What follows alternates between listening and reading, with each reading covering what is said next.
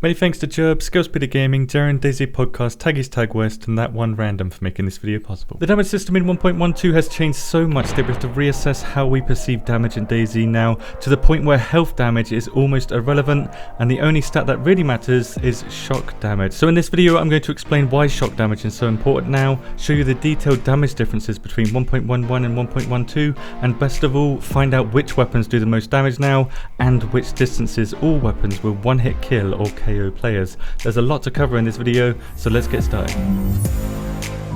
This is the damage drop-off of the 5.56 round in DayZ 1.11. Up to 330 meters it did 55 damage, then started to drop off, losing more damage the more distance it travelled. However, in patch 1.12 it is no longer just the ammo type that determines damage drop-off, it's the ammo type and the weapon that you're using. So in patch 1.11 the M4 and AK-101 started at 55 damage, then dropped off after 330 meters like I just said, but in 1.12 the M4 and AK-101 start to drop off immediately.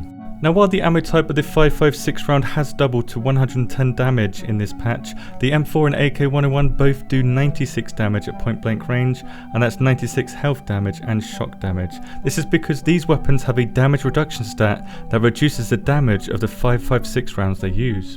As an example, a weapon that doesn't have any damage reduction stat is the newly added Pioneer Rifle, maintaining 110 health damage and 110 shock damage until 75 meters, then dropping off steadily like the M4 and the AK-101. This means at 500 meters the M4 and AK-101 do 49 health and shock damage, where the Pioneer does 63 health and shock damage. Because damage works like this now, weapons like the Pioneer Rifle can have a damage advantage to kill players at longer ranges, making weapons more balanced and reducing how overpowered weapons like the M4 are. Whichever way you look at this, the 5.56 round has received a huge damage buff in 1.12, making all of the 5.56 round weapons more powerful now. Moving on to the 5.45x39s fired by the AK-74 and AKS-74U, this ammo type didn't drop off until roughly 1400 meters in patch 1.11, they were kinda broken, hence the straight line here. In 1.12 these rounds also got a damage buff, but the AK-74 does 25% more damage than the AKS-74U in this patch, giving players a big incentive to drop the AKS for the regular 74 model. The 5.45x39 round has a different shock damage value stat compared to its health damage value stat, and as a result does 11% more shock damage than it does health damage, making these rounds also very powerful compared to 1.11. Next we have the 7.62x39 rounds fired by the CR527, SKS, BK18, AKM and Sawn BK18, which all have a lot more damage than in 1.11, but also have a shock damage multiplier like the 5.45x39s, making these rounds comparable to the 7.62x54s fired by the Mosin in 1.11. Again, very powerful, and remember, only 75 shock damage is required to KO a player. Now starting with the sniper rounds, the 7.62x54s are up next, now starting at 150 damage with the Mosin, but dropping off immediately at 25 meters instead of dropping off at 420 meters like in 1.11, a very big difference here. This means at closer ranges these rounds have been buffed, but past 300 meters they're not as effective as they were in 1.11. The same goes for the SVD, which also does slightly less damage compared to the Mosin now, making the Mosin a better sniper for one-shotting players at a distance. If you saw your Mosin off, however, you're going to be hit with 30% less damage in this patch, signifying a large nerf compared to 1.11. However, the 7.62x54 rounds have a shock damage multiplier on them too, allowing them to do more shock damage compared to health damage. This makes the 7.62x54s quite powerful in this patch. Another sniper round, the 308s fired by the Winchester are very similar to the 7.62x54s, but the 308s have received slightly less of a nerf at the 400 meter mark here, so I'd say that they've been buffed slightly. However, at all ranges the Blaze now does less damage than the Winchester, opening up the age-old debate of which of these two weapons is better. Let me know your opinion in the comments. Does this change anything? The last weapon that uses the 308 rounds is obviously the LAR, a very powerful weapon, but it's seen a lot of separation in terms of damage from the Winchester, making the 308s quite a diverse group of weapons that have been buffed and nerfed in this patch. Obviously the LAR has been nerfed in this case. Next we have the most nerfed rounds in this patch, and this might be a surprise to people, but it's in 9x39s and the armor piercing variants. Before they did 95 health and shock damage up to 630 meters, now they drop off immediately, starting at just 75 damage. Of course, the AP rounds will do more damage against armor, which is a whole nother video.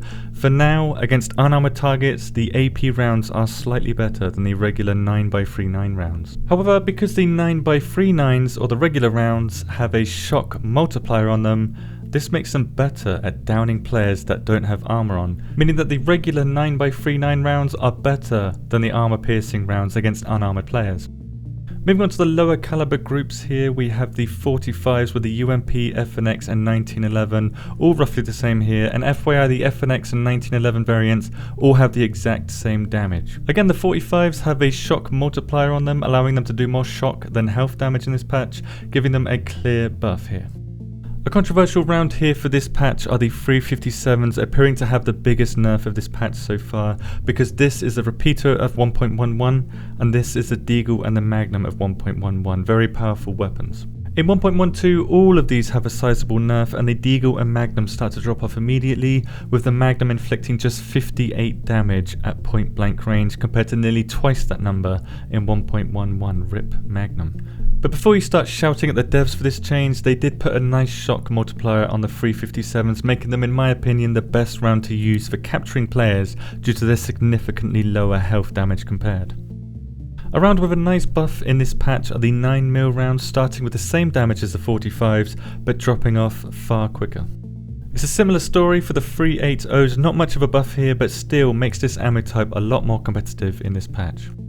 An ammo type that has pretty much stayed the same are the 22 rounds. Here's the Sporter in 1.11 and here's the MK2 in 1.11. These are the changes in 1.12. Basically they have slightly more damage up front but then drops off a lot faster than they did in 1.11. And finally we have the shotguns, in this case firing the buckshot, and if you didn't know, this is the damage for 1 pellet and 1 buckshot shell fires 8 pellets, so 8 times this damage. The BK-43 and 133 have the same damage drop-off, exactly the same, where the Vega now does less damage and the Sawn-Off does even less damage. This makes the BK-43 and 133 the more powerful shotguns compared to these. Onto the slugs, the different shotguns again affect the damage inflicted, which means the Vega and the Sawn-Off no longer one-shot at point-blank range. In 1.11, the slug wasn't good at killing players at a range, and in this patch, they're even worse, so don't try to snipe with slugs unless you have no choice. The rubber slugs do slightly more health damage than they did in 1.11, but what's important here is the shock damage. In 1.11 it started at 75 shock damage until 60 meters, then dropped off rapidly. Now it's double that, but starts to drop off very quickly, as you can see. In fact, the shock damage drops off so rapidly for the BK-43 and 133, the most powerful shotguns, that they don't even start at 150 shock damage like they should. They start at 140 and won't KO a player past roughly 50 meters unless you hit them in the head. If you are going to try to use rubber shells in this patch, don't try to shoot anything past 10 meters. The rubber shells fly so incredibly slow that even at 10 meters you need to shoot in front of your target. 357s are much better for KOing players. As you just saw from all of this and the changes in 1.12, shock damage is much more of a factor now, and because KOing a player is pretty much DayZ's version of finish him, it's a lot more important than health damage for these 3 very big reasons. First reason, you need to do 100 health damage to down a player where you only need 75 shock damage to down a player. Second, armor absorbs almost twice as much health damage as it does shock damage, making shock damage twice as effective in a lot of situations. Anywhere there's armor, shock is going to be the reason for the death. And third, weapons in 1.12 all have the same or more shock damage compared to their health damage. Shock damage is the damage stat we should be looking at in 1.12. Health damage is now simply a means to an end. Flawless victory. So because health damage is almost irrelevant now, I'm going to be comparing shock damage to all weapons in their weapon groups and adding this shaded area here. So if a weapon enters this shaded area here, this is the distance that it can one-hit KO a player in the chest. Using these 3 assault rifles here, the AKS-74U can't one-shot because it starts at 72 damage, where the ASVAL can with its 9x39s, the regular rounds that is, up to 50 meters. However, the AK-74 can one-shot a player up to 130 meters, as it does above 75 shock damage up until this point. Adding more assault rifles, the M4 and AK-101 are slightly better than the AK-74, one-shotting a player at roughly 190 meters compared. A weapon that should do more damage than the 5.56 rounds is the AKM, starting at 105 shock damage and is capable of one-shotting a player at over 250 meters. Now, because of how similar the LAR is to the assault rifles and because the LAR got a damage nerf in this patch, I've added it here. It's still a very, very powerful weapon, but I'd like to get your opinion on whether this is worth the rarity. Next are the sniper rifles, and I've included the VSS here along with the CR527 because it now has one-shot potential up to 450 meters. The CR527 is in sniper rifle territory now. Well done, devs. The Sawn-Off Mosin is next, but I'm undecided which one is best from the CR527 and the Sawn-Off Mosin. I guess it just depends on the situation you're in. The Blazer's next, but does allow 2 quick shots or a double shot, which is only slightly worse than the SVD.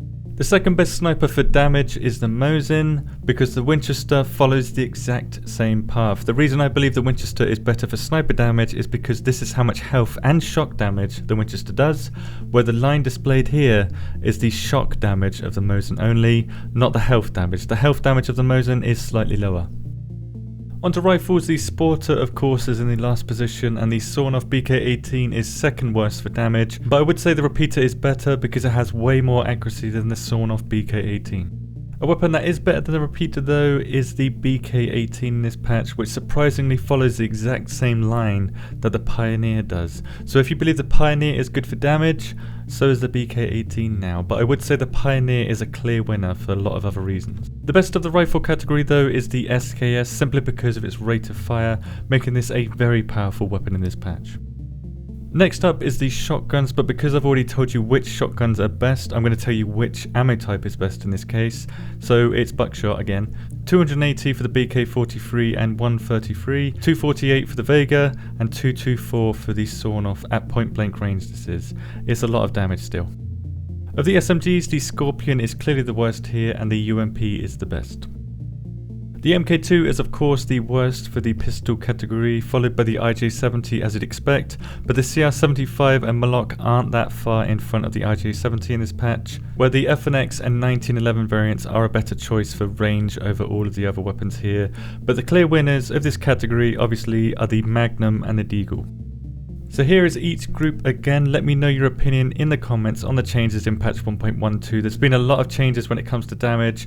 Do you believe they're good changes or bad changes? Also, this video is sponsored by the like button here on YouTube because this took a crazy amount of time to test and get the results for and make the video, do the charts. It took a long time. So please, if you learned something, please do like this video, pass it on. Thank you very much.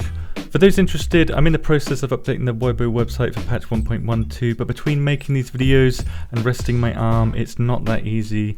It should be mostly up to date by the next video, which should be coming out in a couple of weeks. I'll announce when it is up to date though. Thank you very much for watching, and don't forget to have a good day.